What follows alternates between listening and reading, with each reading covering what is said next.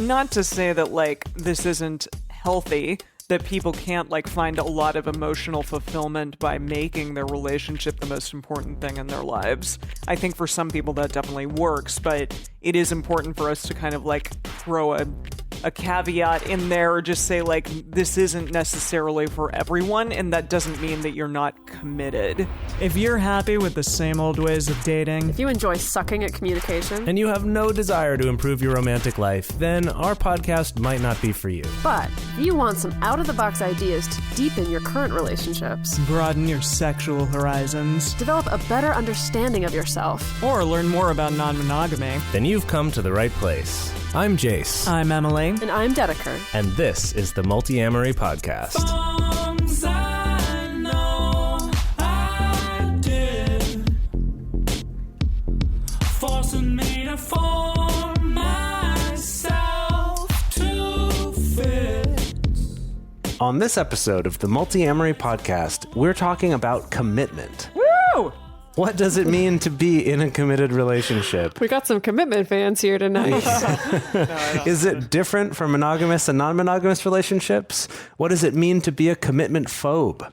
Do you and your partner see eye to eye on things like commitment and infidelity? And also, we are going to throw at you a fun new science term because we know you love science as much as we do. And we're going to delve into the nitty-gritty of what it means to be committed on today's episode. Yeah, I'm super excited for those. This is an interesting one and a little bit abstract for sure. Yes. I mean, well, when I hear the word commitment, normally it strikes me as this very concrete concept, but then once you actually dive into the nitty-gritty, then it really is like, I don't know what the hell anything is. Yeah. Right. It's thrown around so often. Oh, yeah. It's like, when I first was talking to my friends about being polyamorous, like commitment was a thing that came up sort of as a criticism of like, oh, you're just afraid of commitment, right? That's a common assumption like people you'll make. Maybe when you find the one, then you'll commit to them finally. I don't know if y'all remember this, but one of the first emails we got to the show was about commitment. Do you remember that? It was from someone who had a Christian background asking about the way they phrased it was about this idea of having a covenant in your relationship, which is a very biblical term. Like with Jesus, because I learned about this weekend. Well, I mean, we like a triad with Jesus. We can talk about that on our other show. That's a different sort of thing, yeah. Okay. Yes, but I remember that was one of the first emails that I think I responded to for this show. What did you say? I don't remember. Oh, probably something brilliant. Definitely. Yeah. They didn't write back because clearly they were so floored by my response that I answered all their questions. So. Okay. Well, I think that kind of hits on something, though, of that idea of like, in some ways we associate commitment with like a promise, right? Like I committed to these plans, or we had a commitment to meet up tonight, or right. We use it in that sort of sense. What is the ring that you have? Like a promise ring? That's the one. Yeah. Okay. Sure. Like a commitment. Yes, that was the thing in the 90s and mid 2000s that like all the tween celebrities were doing and all the tweens were doing too. Yeah. It was the idea of this promise ring, which is like, we're boyfriend and girlfriend, but we're intending to get married. And so we're exchanging not wedding rings, but promise rings that we're going to be together and not have sex until we're married. Was kind of what was often wrapped up in that. Right. Yeah. Right. But then other times we talk about commitment more to mean like perseverance or something, right? Like dedication, right? Like I'm committed to my art, or like I'm committed to this podcast, or I'm committed to this religion, or, whatever it is, that it's not about like a specific promise or covenant or something, but it's like more we use it. So it gets used a lot of different ways. Yeah. Well, okay. Of course, as always, we went to the dictionary.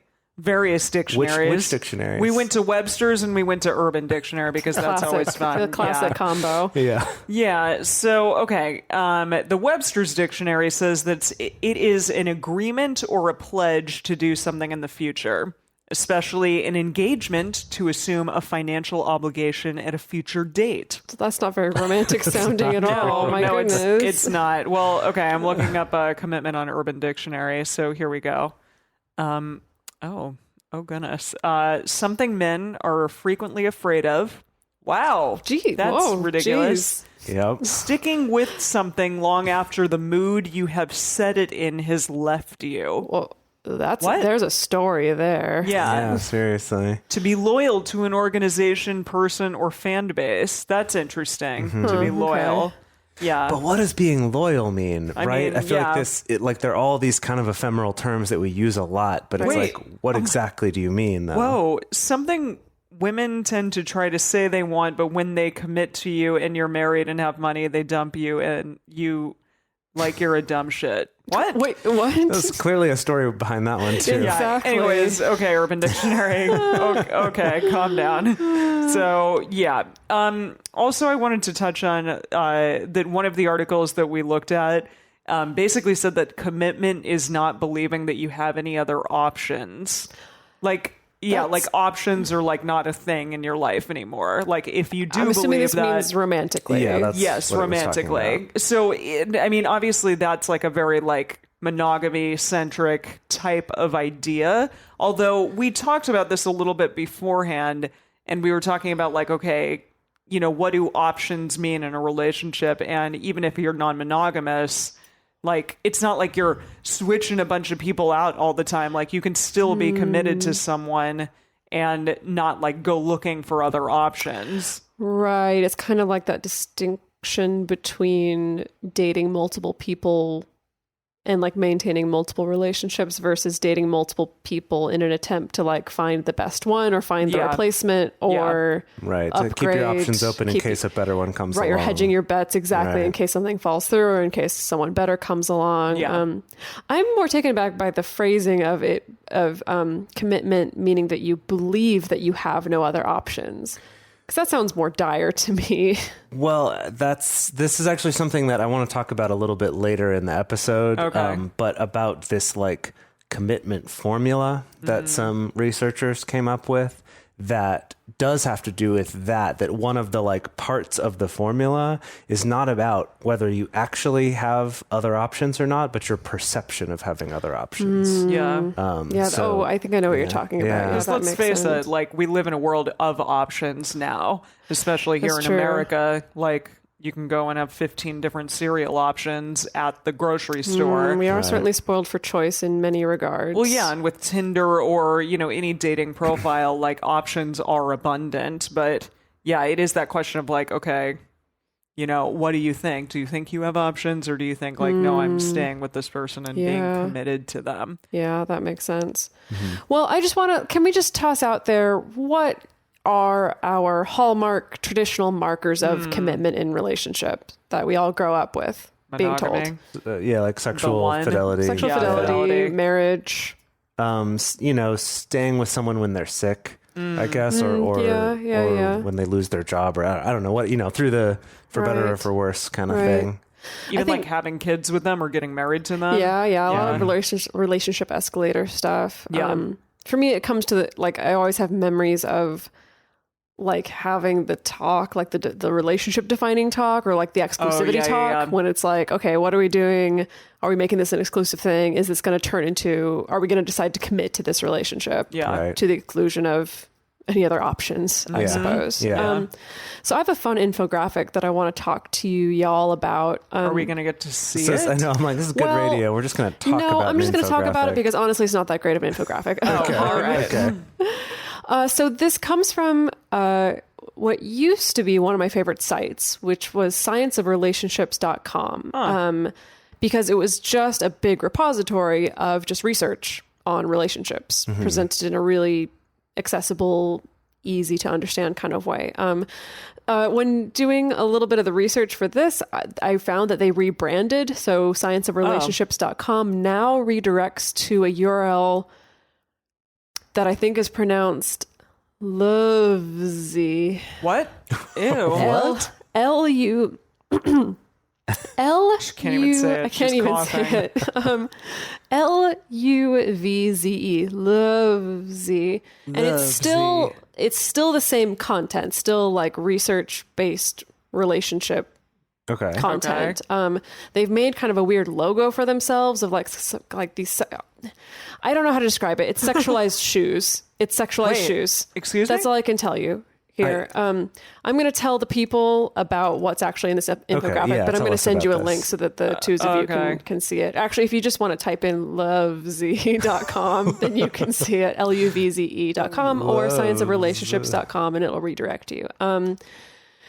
Anyway, so... those are eroticized shoes. Right? But they're also gender normative shoes. Yes, it's very eroticized gender normative shoes. Yeah. That's all I can say. I don't know what they were thinking with this rebranding, but anyway, still got some interesting content. I see what's happening here. They pulled together an infographic where they were kind of they asked a bunch of couples essentially, what is the ultimate sign of commitment? The results might surprise you of what people consider to be the ultimate signs of commitment. They found 7 displays of commitment that kind of came to the top. 36% of the respondents said exchanging any type of jewelry. Oh, okay. That was number 1. That's it. Really? Easy. Okay. I guess very specifically about engagement rings. I'm assuming. I'm sure it's probably not like... Probably other things too, though, like before here's a toe ring and I will accept your ankle bracelet or anklet or whatever it is. I don't think it was that. 16% said, and the irony being that then the next one up, 16% of people said that it was sacrifice, faithfulness, loyalty, honoring, staying together, basically. Okay, right. Okay. The next one down, number 3, 12% said taking the next step. So getting married, living together, sharing finances. Escalator. Yeah, Yeah, number 4 is changing the last name. Oh, wow. Jeez. Wow. Or hyphenating the name too also is considered a big sign of ultimate commitment.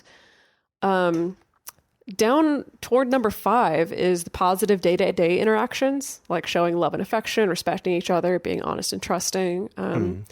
10% was kind of an other catch-all category, things like getting tattoos, Okay. Right. honoring religious or spiritual traditions together.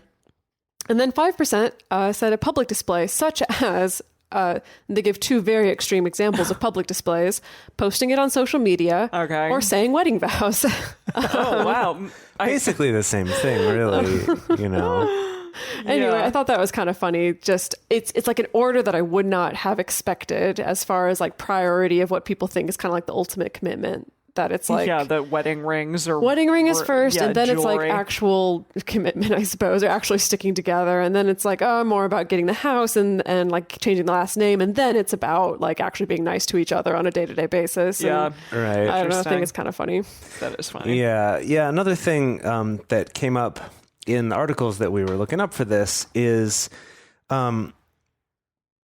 basically this is in a quote from Vicki Larson, who wrote the book The New I Do, was one of the co-writers of that, and also is doing some other kind of research and stuff into things like commitment. And in relationships, what they found was that, people talk a big talk about commitment, and that what it means in that context was doing whatever it takes to make a relationship work. Like, even if it's hard, even if it's challenging, whatever. However, if the question was, what if your partner sleeps with someone else? And it's like, I'm out. The answer is immediately, nope, not going to stick with that. Not going to do that.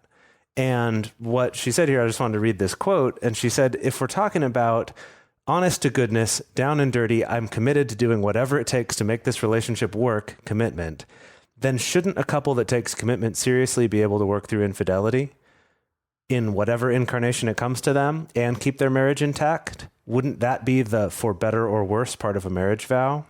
And I bring this up not to say like this is correct or that people should stick through that or whatever, but just to kind of point out that this isn't quite so simple, that people think it's like, oh, well, commitment's about like really sticking with someone no matter what. But then it's like, oh, but here's this caveat. But the caveat is this. It's like, but actually there are boundaries and preferences, and it's actually not the same for absolutely everybody in all circumstances. Because probably there are people out there who would, when push comes to shove, try to stick out and work through an infidelity. Oh, there's plenty of people. Of course. Yeah. But I think we found in some of the research, like there was a particular study where when they were interviewing people about their ideas around commitment, like they would ask, like, if it was like a one-time thing. Yes, they're like, well, what if it's a one-night stand? They'd be like, well, we could work through maybe. that. Yeah, but what about like many one night stands, like, ooh, I don't know about, like, basically they were like kind of teasing apart, like, oh, there's actually kind of edges of course, to this commitment. And again, not that that's a good thing or that's a bad thing, that it's just not this kind of black and white blanket thing that we're used to thinking about it. Yeah, I think that's something that people definitely need to ask and talk about, like, early on. What does this mean exactly? And I hope we get into this a little more later, but I do want to be clear that we're not saying that means people are somehow failing at commitment. Yeah. Because if you think about it, like, if commitment means sticking with it no matter what, if you're with someone who's abusive or horrible to you or is making you go bankrupt by spending all of your money, like, things that most people would say, yes, that's a relationship you should get out of, that is by definition not committing to the relationship. So kind of just want to point out, like, commitment isn't this thing that's just inherently good all the time. Yeah. Like, it just is a thing. It's something that is important in some ways, but it's not just this, like, oh, if you just figure out how to do that, then everything's going to be fine. Yeah. Which a lot of the research even will start to make you think that, because they're looking at these kind of narrow sets of circumstances and data where they're like, oh, this type of commitment, that's what makes relationships happy and last longer. But it's not quite that cut and dry. Yeah, definitely. Yeah. So let's talk about conceptions of commitment outside of just sexual monogamy, outside of just, if you agree to have sex with only me, then we're committed and there's fidelity and then it's all okay. So there's a recent study that was published in the Archive of Sexual Behavior. And I mean, quite recent, like January of 2019 of this year. So they did this really interesting study of a wide variety of couples, some of whom were monogamous and some of whom were consensually non-monogamous. And they introduced us to this new scientific term that I had yet to encounter in the wild, and it is sociosexuality. Yeah. And so sociosexuality is the tendency to desire and enjoy having sexual relationships with many different partners. So I appreciate that they come up with this term, because I think for a long time in a lot of the research we've been seeing, we're used to it being labeled as promiscuous. And even though promiscuous is technically not supposed to be a charged term, it is a very charged term. Right. But yeah, so just sociosexuality. And they kind of distinguish that, like, there are people who are more sociosexual than others, and that it lies along a spectrum. Yeah. So they found that past research usually has found that people who feel more sociosexual, that tends to be associated with lower relationship satisfaction and stability. However, a lot of that research has been done only in the context of monogamous relationships. And so it makes sense that someone who feels more sociosexual, someone who craves intimacy with lots of people, that yes, of course, they would feel less satisfied and less stable in a strict monogamous relationship that doesn't allow for that, and that's just like fairly common sense, I think. Yeah. Yeah. Whenever you say the word promiscuous, I can't help but think of that song. No, it's always going to be in your head. Yeah. Okay. So moving on, in this specific research that they did, they asked the survey participants about things like attracting forces and then constraining forces in their relationships. And then they also asked about relationship quality, stability, and commitment. And then also they found that, like, those things are kind of dependent upon a mix of both, on all of those things. So, okay, what is an attracting force? And this, they talked about attracting forces being factors that make people want to stay in a relationship. So things like feeling satisfied with the relationship, or having a long-term willingness to maintain the relationship, or even like seeing your partner in a highly positive light. All of those are attracting forces. Something I think that it makes me think of, like, things that move you towards your partner. Right. Yeah, definitely. And then the opposite of that are constraining forces. Yeah. I guess not the opposite of that. That would be repelling forces. But another thing. The other force toward commitment is constraining forces. And these are essentially, if you think about that, one's like your magnets being pulled toward each other. This one's like there's some kind of container or a box around you that like a vice that you can't get out of, something holding you together, whether you want to be or not. And so this would be things like feeling like your life would fall apart if you left, or that your partners would, or it's external pressure from family or from your religion or from just social norms, right? It's like something outside of yourself, maybe being financially dependent on this person or having kids with this person, stuff like that. That's kind of like an external force keeping you together. Living with the person. Right. Things like that. So in a nutshell, it's like these attracting forces are the things that make you want, like make you desire to stay in a relationship, versus the constraining forces being the things that make you feel like you have to, like there's no option, or like it's an obligation.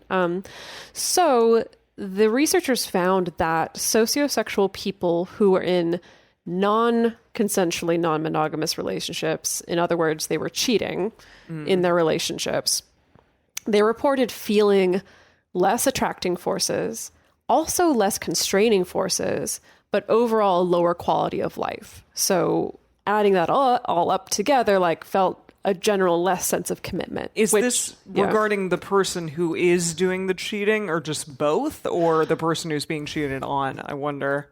I believe it was the person who was doing the cheating. I'm pretty sure in this example it was. That's interesting. Yeah, that they were their finding. own quality of life is lower, and that they feel less keeping them in their current relationship. Yeah, just less of these commitment forces in general, which also makes sense. But they found that sociosexual people who were in consensually non-monogamous relationships, they experience stronger attraction forces combined with less constraining forces at the same time. And that produced an overall sense of a higher quality of life. So they came to the conclusion that, this type of relationship actually made the partners more committed to each other because they wanted to be together, not because they felt like they had to be. And that's something you've brought up, Dedeker, before about kind of being one of your big changes when you started having polyamorous relationships, was this change from feeling like my partner's with me because he doesn't feel like he has a choice, or because he's just he's committed and so he's stuck. There, I used the word right there. Switching from that to, I know my partner's with me because they want to be with me, because they're not being limited to just that. Yes, definitely. And now with this research, again, bear in mind that they were studying specifically people who feel sociosexual, so people who want to have multiple sexual partnerships. I imagine that if they were studying someone who wasn't sociosexual, but who was in maybe a consensually non-monogamous relationship, maybe they would find something very different. Like maybe they'd find that person has more constraining forces where they feel like, I'm not happy about this, but I feel obligated to be in this relationship, or I feel scared of leaving this relationship. I mean, I feel like we've definitely seen that in real life examples plenty of times. But they didn't specifically research that population. Well, they do mention that there are many studies showing people, like the ones showing people having that lower quality of life in, basically, like they pointed out in one of these articles that the studies that point out like single people having a lower quality of life is only done on people who identify as wanting to have a relationship. Not similarly, those. Like being in a non-monogamous relationship, if the people you're studying are ones who do want monogamous relationships, then they're not going to be happy. Unhappy. So this study was just trying to point out, like, hey, it kind of depends who you're testing and what you're testing for. Also, I did look up sociosexual. The first instance I can find of it comes from around 1991. Okay. Oh, wow. But it seems like it hasn't really caught on yet, I guess, which is why we hadn't come across it before. Yeah, that it makes sense that it would have existed, but I just, haven't really seen it in the zeitgeist, at least so far. Yeah, I guess 1990. Especially for those of us who are literally every single week looking through research papers. To find a new term is really amazing for us, Okay, so let's delve a little bit more into those reasons why people feel they need to stay committed in a relationship. We looked at a Psychology Today article that talks kind of specifically about marital commitment, but I think actually all three of these can be used in consensually non-monogamous relationships in various ways. And we touched on a couple of them in the previous section, but the first one is going to be that external or moral commitment. So this kind of, like, to me, is like the optics section. Like, what does it look like, and what do you want to kind of like show to the world about your commitment? And that kind of is the thing on your mind in the reasoning why you're choosing to stay committed to someone. And it seems like that would count as like one of those constraining factors. Yeah, possibly. Exactly. It's totally that. It's kind of external pressure. Yeah. And I mean, I've talked about this before, but when I was in China over the winter time, I was around a couple of very religious people, and they talked about, one of them was going through a divorce and his wife was divorcing him, but he said, you know, even though I was in a loveless marriage, I would have still never divorced my wife. I would have stayed in this relationship because I'm religious and, you know, I don't believe in divorce. And that definitely feels like a commitment that is like a moral commitment. Like, I don't believe in this, God doesn't believe in this, and so I'm going to stay with this person whether I want to or not.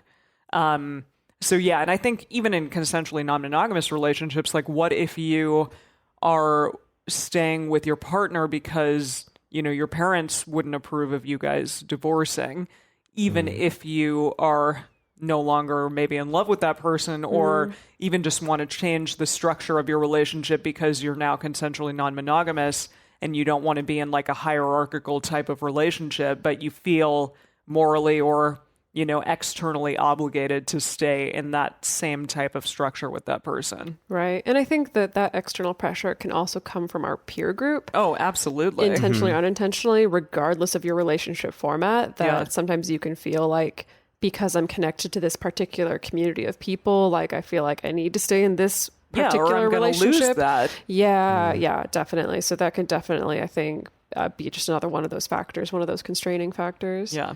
So the next category that they had here is also, I would say, falls into that External. The constraining forces. Yeah. So it's basically like two of these work in constraining forces.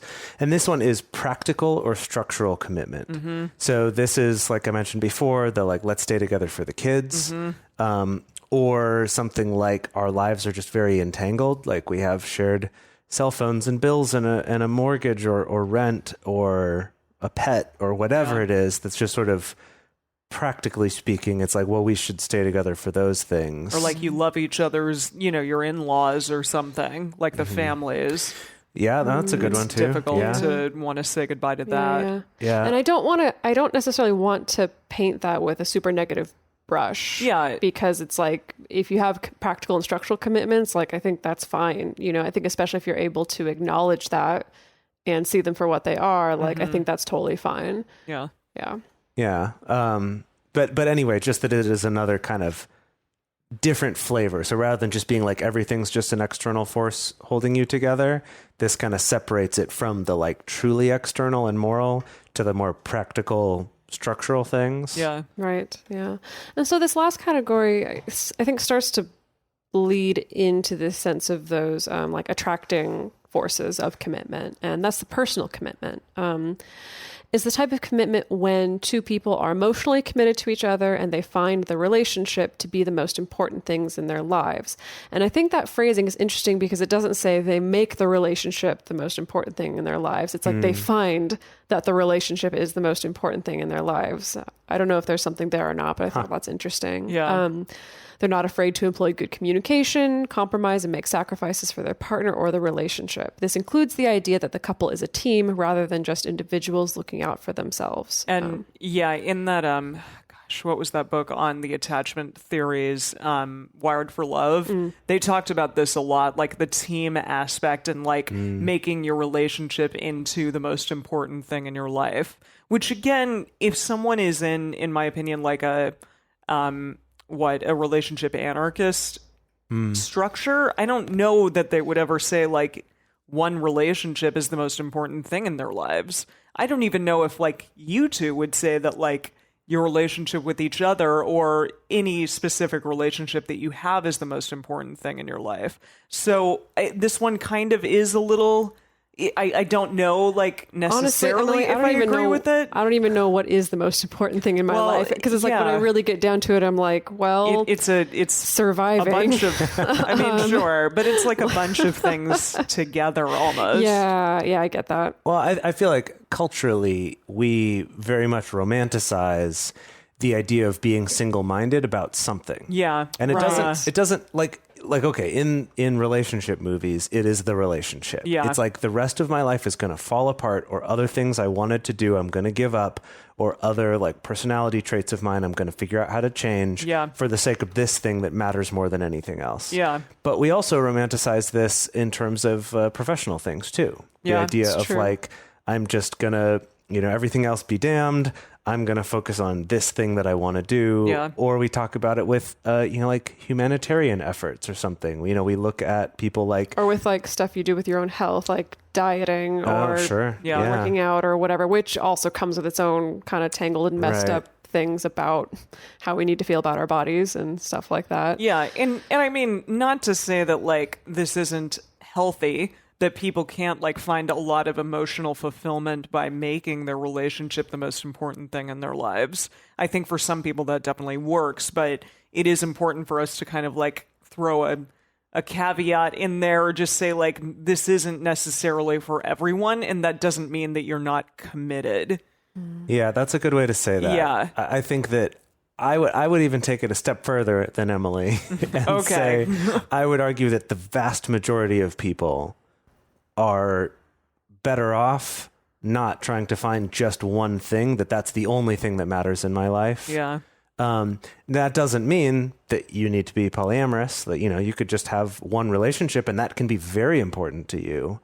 But to get obsessed with this idea of something has to be the most important or like the only important thing to me, I feel like that's actually sort of an over-romanticization of this idea of this like single-mindedness that I actually think for most people is not realistic and not healthy, and it could setting create, yourself like, up for failure. Yeah, unbalance and unhappiness in a relationship, potentially. I don't know. It can be challenging, and like maybe if two people are monogamous and do it together in like a really structured way that's not hurting the hopes and dreams of either person in any way, then maybe it can be done well. I don't know.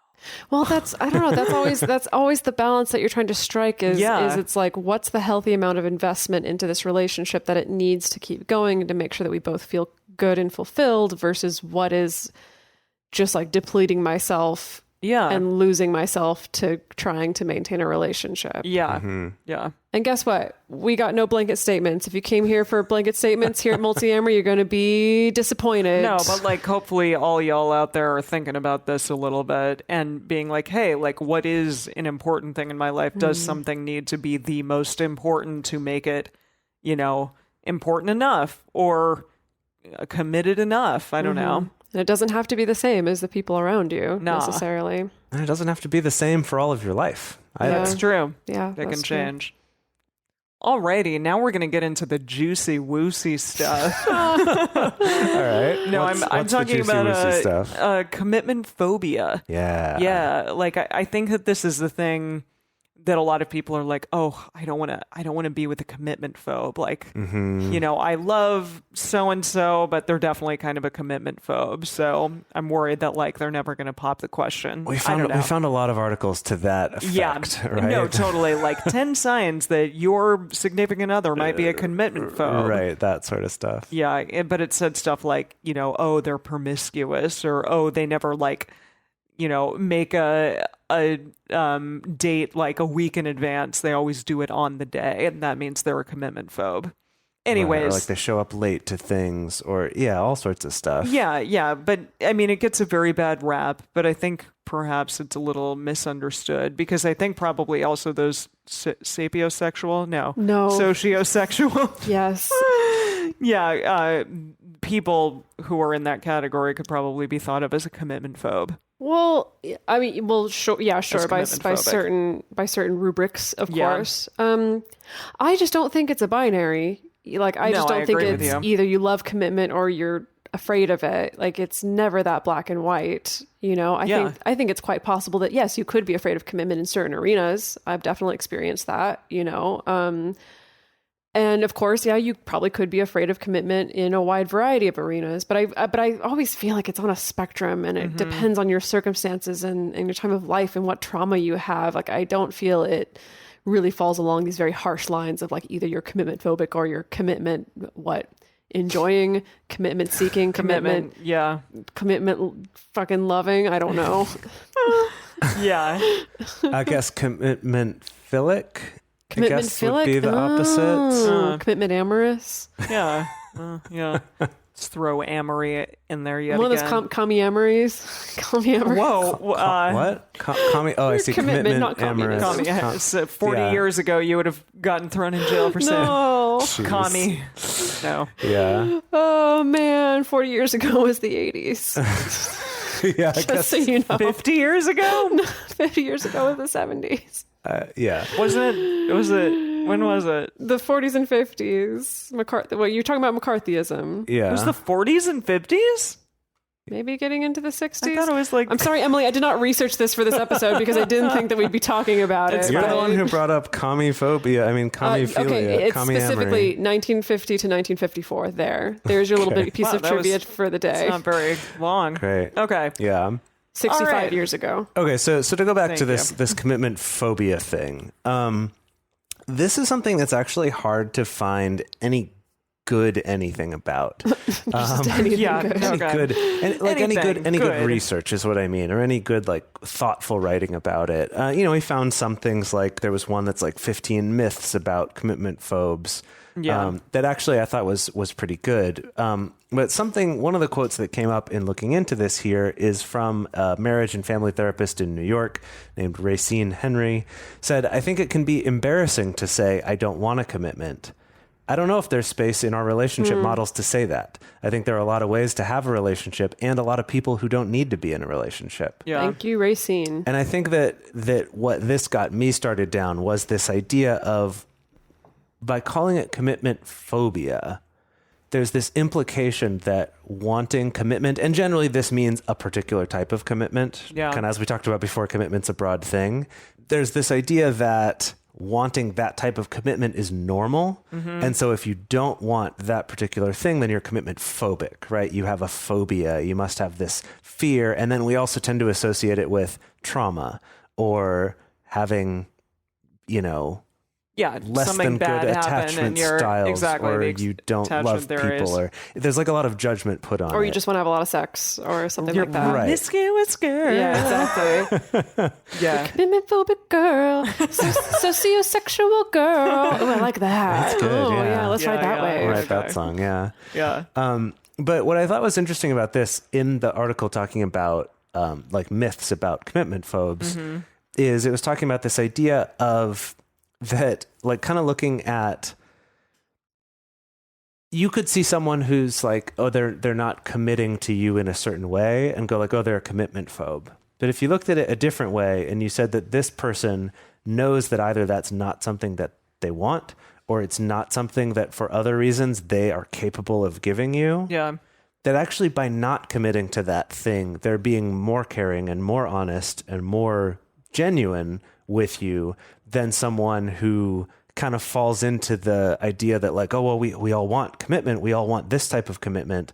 I'm going to commit to that because that's what I should want, and then fails at it and then fails to follow through on that commitment. Yeah. Interesting. Yeah, I think that is a really interesting observation that this person made about there just not being space in our relationship models to actually say that to someone, to even Right. say, I don't want a commitment in this particular arena, or I don't want a commitment that looks this particular way.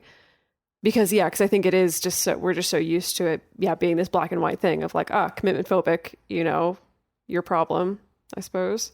Yeah. Right. Yeah. Yeah. But then on the flip side, I think that we can have something like commitment addiction. This is that commiphilia, The commieamory. The commiphilia. What do what is it? The monogamy thing? Which thing? monogamy? When you thing? when you jump from monogamous relationship. serial monogamy. There it is. serial overlapping monogamy. Yeah, It's not always like overlapping. serial but yes, commitment. Serial commitment. Yeah. Yeah, so we can have commitment addiction, also known as love addiction, or also otherwise known as staying in a shitty relationship. Yeah. Regardless of, against your better judgment. Yeah. I think it is interesting because I do believe we have really romanticized and sometimes fetishized more traditional forms of commitment. Because there is this idea of like, well, the problem is you just need to be more committed, and that's going to solve your problem. Yeah, or somehow. try harder, like work more, give up more, blah, blah, blah. Yeah, and there's definitely this sense of like, or you need to sacrifice more, or you need to, again, I think that all ties into this narrative of, if you just work hard enough, then it's going to be okay. Yeah. Regardless of the fact that no amount of work can save you from a shitty partner, or an abusive relationship. Yeah. Yeah. And I think that a lot of people out there are really taught, like throughout their life, that they're not going to be fully happy or fully realized as a person, or they're not going to be whole. Gosh, yes, that was it. Like that wedding that I went to was talking a lot about like becoming whole with another person. Yeah. Like, now we are whole kind of thing. And God is in there too. But yeah, anyway. God's in that hole too. Jeez.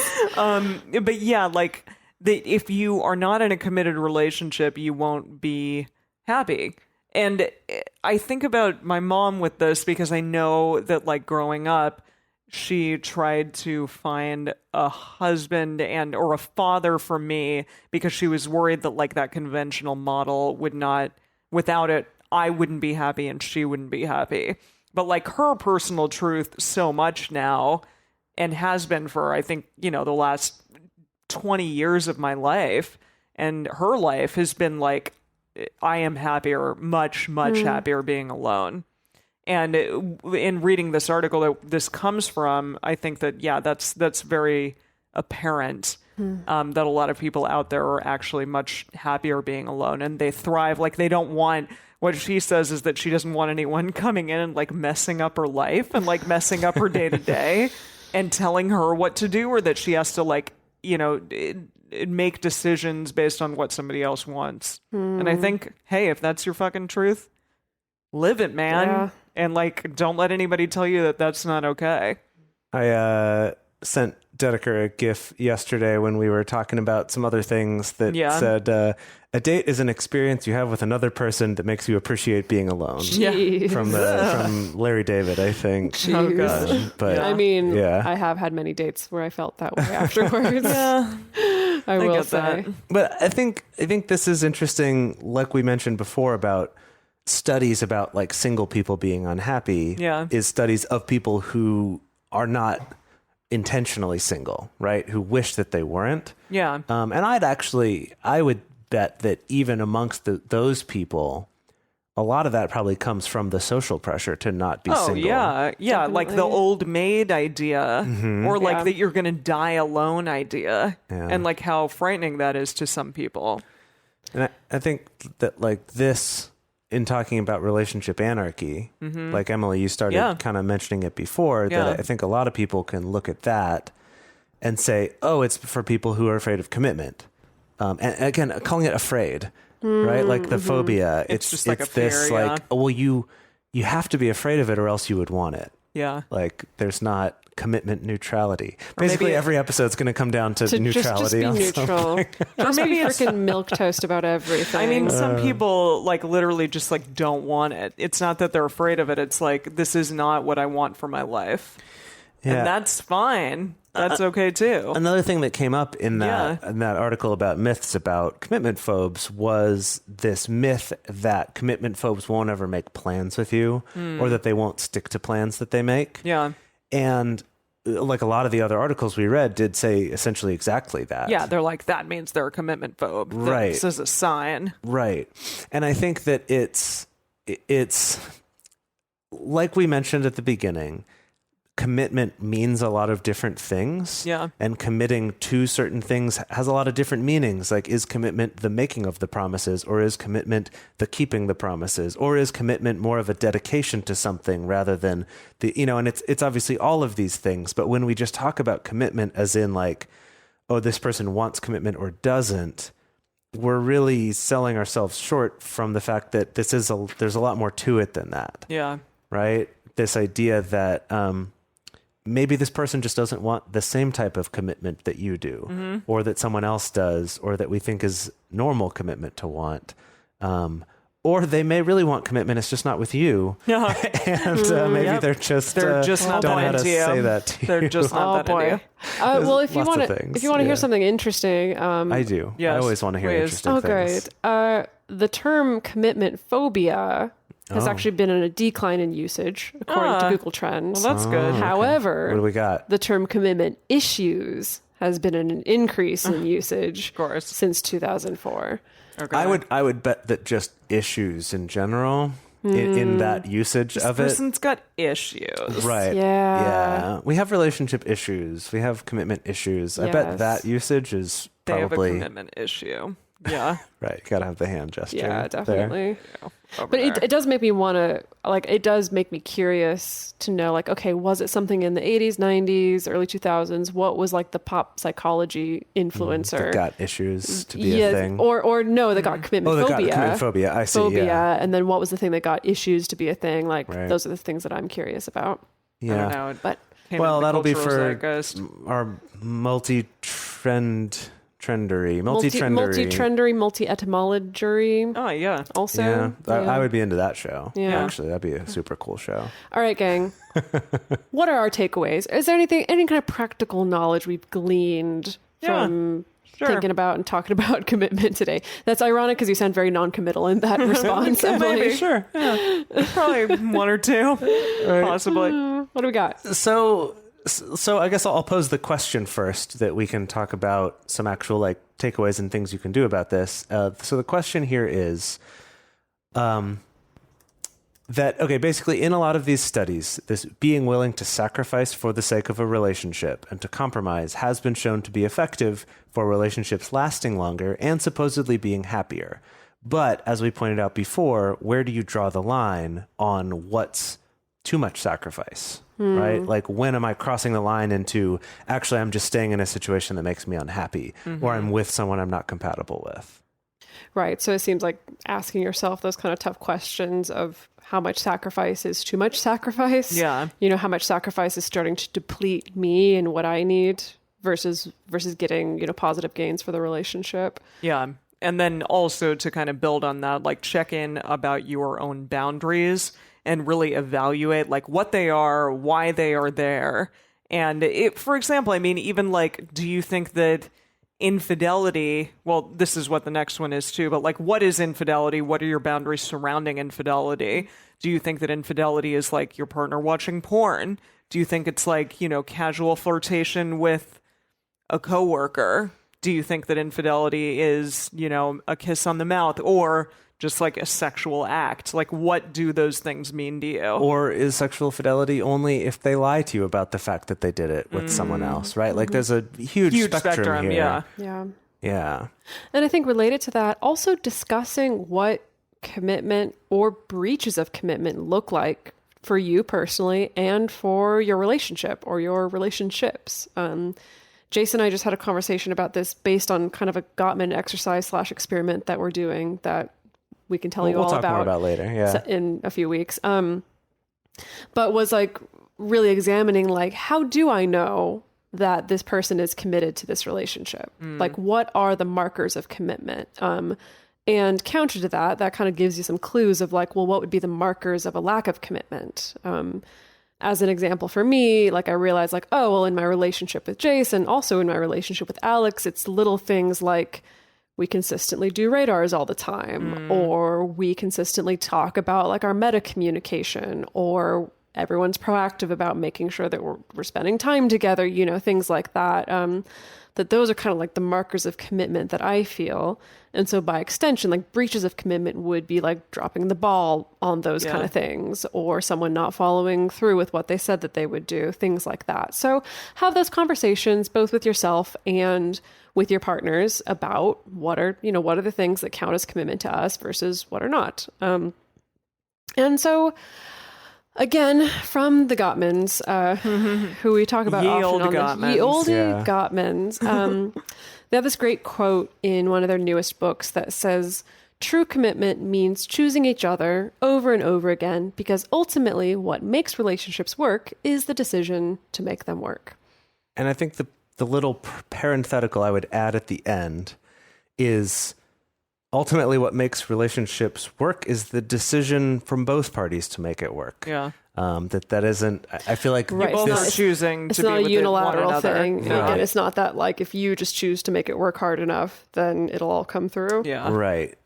That I feel like, at least for me, like in examining kind of my boundaries and my preferences for that question of like, where is my line on like how much is too much sacrificing for a relationship? I feel like it would come down to that, where if I felt like things were becoming one-sided, or if things, were systemically one-sided, where like that other person wasn't putting the same amount of commitment into it, whatever we decided that meant, or that same amount of like deciding to make this work rather than, pulling away or focusing on the problems or Yeah. whatever it Keeping is. Right? score, stuff like that. Sure. Yeah. Yeah, absolutely. Yeah. So I guess our last takeaway here is that commitment can be an incredibly important part of building a solid relationship, but it's also not going to be this magic bullet that just makes your relationship solid. Yeah, I think I see that with a lot of people where the relationship's on the rocks and kind of the last ditch thing they do is let's get married. Right. Or Let's show how much let's have a commitment baby. we have. Yes, Yeah. let's just kind of try to re-up the commitment, and maybe that's going to be the thing that carries us through. Yeah. I'm sure for some people out there, they have that story that was the thing that did help, and that's great. However, anecdotally, I've seen that go horribly off the rails way more often than it has been, the thing that actually saves a relationship. So again, commitment itself is this very important thing, but it's not going to be the only thing that's The going end to all turn be things. all. Yes, Yeah. exactly. Well, what a thrilling ride we just went on Yeah. with McCarthyism popped in there unexpectedly, and wow, learned so much today. So we would love to hear your thoughts about commitment. What counts as commitment to you? What counts as a breach of commitment to you? What counts as infidelity or not to you? What are the things that you look for in a relationship, or what kind of commitments do you tend to look for in your life, or do you not look for it at all? The best place to share your thoughts with other listeners is on this episode's discussion thread in our private Facebook group or Discord chat. You can get access to these groups, and you can join our exclusive community by going to patreon.com/multiamory. In addition, you can share with us publicly on Twitter, Facebook, or Instagram.